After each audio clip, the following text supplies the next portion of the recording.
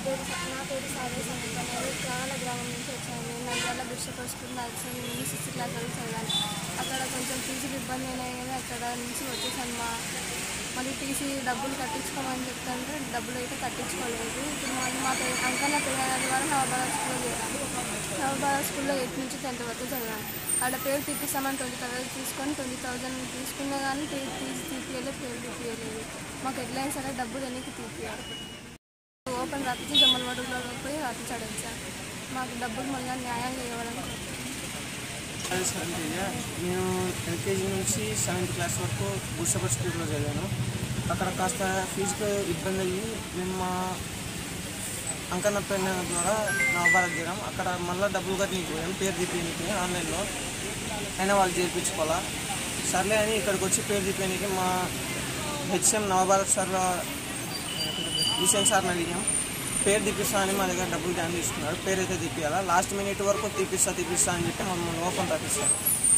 Please మీరే న్యాయం చేయాలి సార్. నంద్యాల మండలము కానాల గ్రామ వాస్తవ్యులు సాదే చరణ్ తేజ, సాదే సమీప ఇరువురు విద్యార్థులు మొదట గుడ్ షెపర్డ్ స్కూల్లో విద్యనభ్యసించారు. అక్కడ ఫీజులు కట్టడంలో కొంచెం జాప్యం జరగడం వల్ల స్కూల్ యాజమాన్యం వీరి పిల్లలు ఇద్దరిని కూడా స్కూల్కు రానివ్వకుండా అడ్డుకోవడం జరిగింది. తర్వాత ఆ పేరెంట్స్ ఫీజు కడతాము, పిల్లలకి ఆ చదువు చెప్పండి అని కోరినా కూడా వారు మీ పిల్లలు ఇక్కడ అవసరం లేదు అని చెప్పేసి డబ్బులు కట్టించుకోకుండా మరి టీసీలు కూడా ఇవ్వకుండా వెనక్కి పంపేశారని చెప్పడం జరిగింది. మరి అంతేకాకుండా వారి గ్రామంలో ఉన్న అంకన్న అనే రిటైర్డ్ ఉపాధ్యాయుడి ద్వారా నవభారత్ స్కూల్లో ఇద్దరు పిల్లల్ని కూడా అడ్మిషన్ చేయడం జరిగింది. అడ్మిషన్ సమయంలో 40,000 రూపాయలు కట్టించుకొని టీసీలు మేము తెచ్చుకుంటామని చెప్పేసి వీరికి మోసపూరిత మాటలు చెప్పేసి మోసం చేసినట్లు వారు చెప్పడం జరిగింది. మరి రెగ్యులర్గా పిల్లలు ఇరువురు కూడా అక్కడ స్కూల్లో చదివినట్లు, ఫీజులు కట్టినట్టు, లక్షల రూపాయలు ఫీజులు కట్టి చదివినట్లు కూడా అక్కడ రికార్డులు ఉన్నాయి, రసీదులు ఉన్నాయి.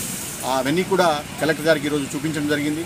మరి ఆ విషయంలో డిఓ గారిని పిలిపించి విచారణ చేసి వీరిరువురు కూడా రెగ్యులర్గా ఫీజులు కట్టించుకొని ఎందుకు ప్రైవేట్ స్కూల్లో జమ్మలమడుగు తీసుకెళ్లి ఓపెన్ స్కూల్లో ఎందుకు రాయించారు అనే అంశంలో విచారణ చేయించి న్యాయం చేసి వాళ్ళకు డబ్బులు ఒకవేళ తీసుకున్నట్లయితే, అదనంగా తీసుకున్నట్లయితే ఆ డబ్బులు కూడా వెనక్కి విప్పించాలని, అవకాశం ఉంటే క్రిమినల్ కేసు కూడా సిఫారసు చేయాలని కూడా డిఓ గారిని ఆదేశించడం జరిగిందని ఈ విధంగా మేము బహుజన్ టీచర్స్ ఫెడరేషన్ తరఫున తెలియజేస్తున్నాము. మరి ఈ యొక్క విషయాలన్నీ కూడా ఈ పిల్లల విషయంలో ఏదైతే ప్రైవేట్ స్కూల్ యాజమాన్యాలు వ్యవహరిస్తున్న తీరు ఏదైతే ఉందో మేము దాన్ని తీవ్రంగా ఖండిస్తున్నాము. విద్యార్థులకు రెగ్యులర్గా ఫీజులు కట్టించుకొని ప్రైవేట్ స్కూల్ రాయించడం అనేది చట్టరీత్యా నియమము. కాబట్టి విద్యార్థుల నుండి అక్రమంగా వసూలు చేసిన డబ్బులని కూడా వారికి రిటర్న్ చేసి వారికి న్యాయం చేసే విధంగా విద్యాశాఖ అధికారులు తగు చర్యలు తీసుకోవాలని మేము బీటీఎఫ్ తరఫున డిమాండ్ చేస్తున్నాము.